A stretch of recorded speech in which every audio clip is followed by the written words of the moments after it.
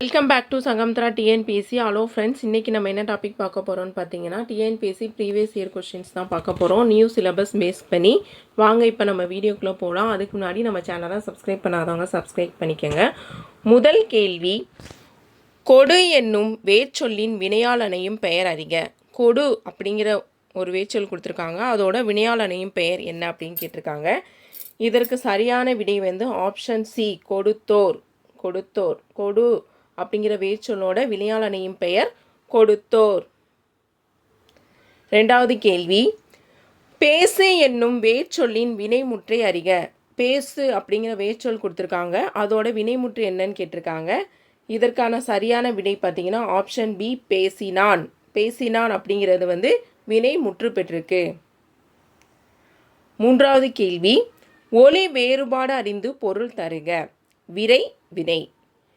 விரை அப்படின்னா விதைத்தல், விரை அப்படின்னா மரத்து போச்சு அப்படின்னு சொல்லுவாங்கல்ல பேச்சு வழக்கில், அதை மறத்தல்.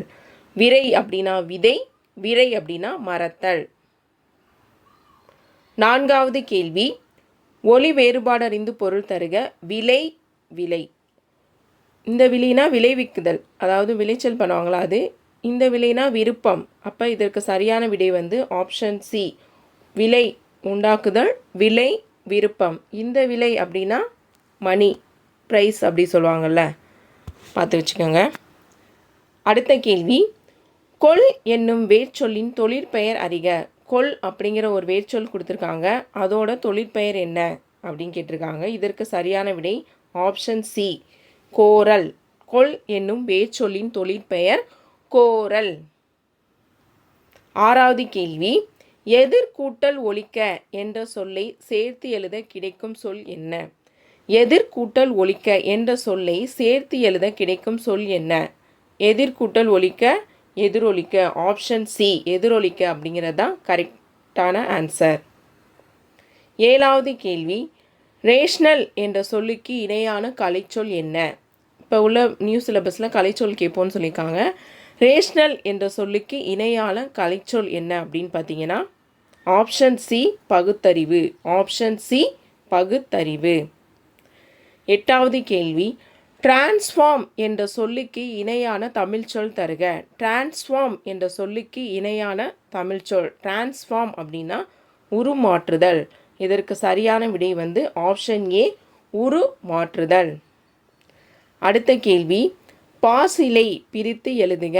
பாசிலை அப்படிங்கிற சொல்ல பிரித்து எழுத சொல்லி கேட்டிருக்காங்க. பாசு இலை அப்படின்னா பசுமை கூட்டல் இலை. பசுமை கூட்டல் இலை. ஆப்ஷன் சி, இதுதான் கரெக்டான ஆன்சர். இது வந்து நிறைய டைம் டிஎன்பிஎஸ்சியில் இதே ஆப்ஷன் வச்சு கேட்டிருக்காங்க, ரிப்பீட்டட் கொஸ்டின். பாசிலை அப்படின்னா பசுமை கூட்டல் இலை, பார்த்து வச்சுக்கோங்க. பத்தாவது கேள்வி, பொறுத்துக. அதாவது ஆங்கில சொல்லுக்கு இணையான தமிழ் சொல், அதை பொறுத்த சொல்லியிருக்காங்க. இது ஓல்டு புக்லேயே +1 +2லேயே இருக்குது, பார்த்து வச்சுக்கோங்க. செக் அப்படின்னா காசோலை. செக், காசோலை. ஃபைல் அப்படின்னா கோப்பு. ஃபைல் அப்படின்னா கோப்பு. விசா அப்படின்னா நுழைவுச்சீட்டு. விசா, நுழைவுச்சீட்டு. பாஸ்போர்ட், கடவுச்சீட்டு. பாஸ்போர்ட் அப்படின்னா கடவுச்சீட்டு. 11வது கேள்வி, பொறுத்துக.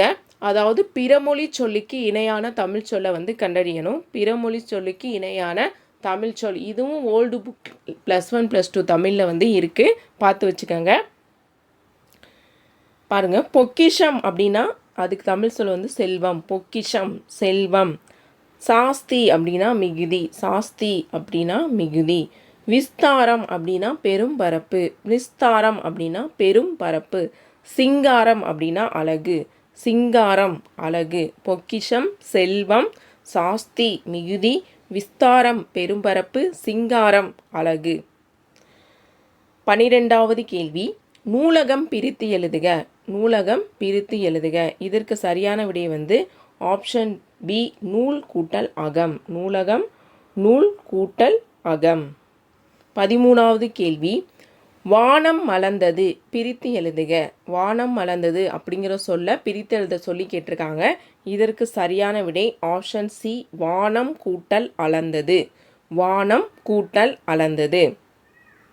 14வது கேள்வி, சரியான கூட்டுப்பெயரை தேர்வு செய்க. அதாவது இந்த ஆடு அப்படின்னு ஒரு சொல் கொடுத்துருக்காங்களா, அதோட கூட்டமாக இருந்தால் அதை வந்து எப்படி சொல்லுவாங்க, அதான் வந்து கூட்டுப்பெயர். சரியான கூட்டுப்பெயரை தேர்வு செய்க. ஆடு அப்படின்னா ஆட்டு மந்தை. ஆட்டு மந்தை. 15வது கேள்வி, பூக்களை பறிக்காதீர் எவ்வகை தொடர். பூக்களை பறிக்காதீர் அப்படிங்கிறது எவ்வகை தொடர்னு கேட்டிருக்காங்க. செய்யக்கூடாது அப்படின்னு சொல்லியிருக்காங்க. அது வந்து கட்டளை தொடர். பூக்களை பறிக்கக்கூடாது கட்டளையாக சொல்கிறாங்க. பூக்களை பறிக்காதீர் கட்டளை தொடர். இதுவும் ரிப்பீட்டட் கொஸ்டின். டிஎன்பிசியில் ரிப்பீட்டடாக கேட்குறது. அதே மாதிரி ஆடு மந்தை அப்படின்னு படித்தோம்ல கூட்டுப்பெயர், அதுவும் வந்து நிறைய கொஸ்டினில் ரிப்பீட்டடாக கேட்டிருக்காங்க. அவ்வளோதான் ஃப்ரெண்ட்ஸ், இந்த வீடியோவில் 15 கொஸ்டின் பார்த்தாச்சு. அடுத்த வீடியோவில் அடுத்த இம்பார்ட்டன்ட் 15 கொஸ்டின் பார்ப்போம். தேங்க்யூ.